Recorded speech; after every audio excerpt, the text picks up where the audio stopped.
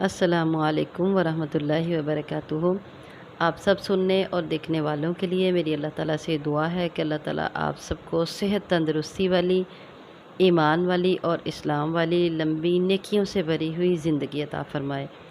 تو الحمدللہ ثم الحمدللہ ہمارا جو سلسلہ چل رہا تھا، سلسلہ صلاۃ و اذکار، اس میں ہم نے الحمدللہ پڑھا جلسہ استراحت تک، یعنی نماز میں 2 سجدوں کے بعد جو بیٹھنا ہے اور بیٹھ کر اٹھنا ہے، اس جلسے کو ہم کہیں گے، اس بیٹھنے کو ہم کہیں گے جلسہ استراحت۔ تو جلسہ استراحت کے آگے چلتے ہیں۔ اب ہم نے آگے کیا کرنا ہے؟ جلسہ استراحت کے بعد جب اٹھنا ہے تو اٹھنے کا طریقہ نبی کریم صلی اللہ علیہ وسلم نے بتایا۔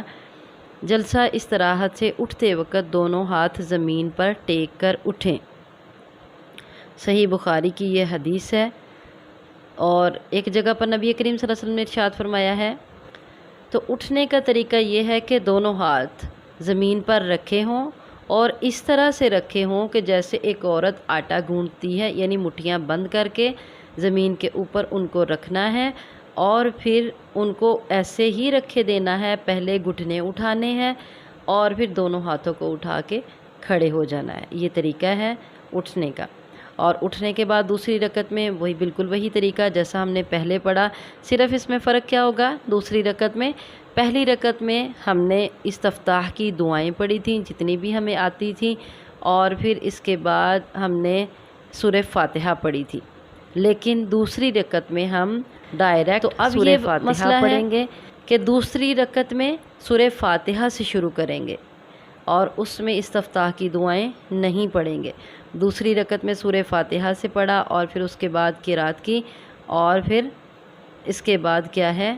وہی طریقہ رکوع میں جانا ہے، اور رکوع کے بعد سیم وہی طریقہ جو پہلی رکعت میں تھا وہ سارا وہی ہوگا، اور پھر سجود، اور سجود کے بعد جلسہ استراحت کے لیے نہیں بیٹھا جائے گا، بلکہ اس کو کہا جائے گا قعدہ اولا، یعنی پہلی مرتبہ بیٹھنا۔ چونکہ ہماری رکعتیں 4 ہیں تو یہ قعدہ اولا ہوگا، کیونکہ ہم نے 4 رکعتیں پڑھنی ہیں۔ تو اولا کا مطلب ہے پہلا بیٹھنا، قاعدہ کا مطلب بیٹھنا، اور اولا کا مطلب پہلا بیٹھنا۔ تو ان 4 رکعتوں میں یہ دوسری رکعت جو ہے اس میں قعدہ اولا ہوگا، یعنی پہلا بیٹھنا، اور اس بیٹھنے میں اب کیا ہے؟ تشہد کی دعائیں ہوں گی۔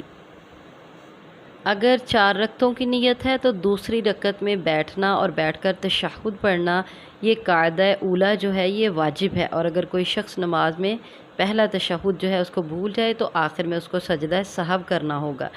اب دوسری رکعت میں بیٹھنے کا کیا طریقہ ہے؟ تو نبی کریم صلی اللہ علیہ وسلم کی حدیث سے یہ بات ثابت ہے کہ دوسری رکعت میں، یہ صحیح بخاری کی حدیث ہے، دوسری رکعت میں جب بیٹھنا ہے، دوسری رکعت کے بعد سجدوں کے بعد 2 سجدوں کے بعد جب بیٹھنا ہے تو بیٹھنے کا یہ طریقہ ہے کہ بایاں پاؤں بچھایا جائے گا اور اس کے اوپر بیٹھا جائے گا، اور دایاں پاؤں کھڑا رکھیں گے، بالکل اسی طرح سے جیسے ہم نے پہلے پڑھا، اور دایاں پاؤں جو کھڑا ہوگا اس کی انگلیاں کعبے کی طرف مڑی ہوئی ہونی چاہیے۔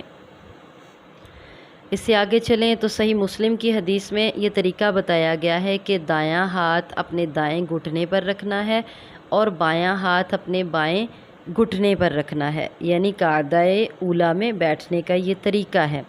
اور پھر اس کے علاوہ دوسری ایک حدیث میں جو کہ صحیح مسلم کی ہے، اس میں بتایا گیا ہے کہ نبی کریم صلی اللہ علیہ وآلہ وسلم جب نماز میں بیٹھ کر دعا یعنی تشہد اور درود وغیرہ پڑھتے تو اپنا دایاں ہاتھ اپنے دائیں ران پر اور بایاں ہاتھ اپنی بائیں ران پر رکھتے تھے۔ اس سے پتہ چلا کہ نمازی کے لیے رخصت ہے، وہ چاہے اپنے گھٹنوں پر دونوں ہاتھ رکھے، یعنی دایاں دائیں گھٹنے پر اور بایاں بائیں گھٹنے پر، چاہے اپنی ران پر رکھے، دایاں ہاتھ دائیں ران پر اور بایاں ہاتھ بائیں ران پر۔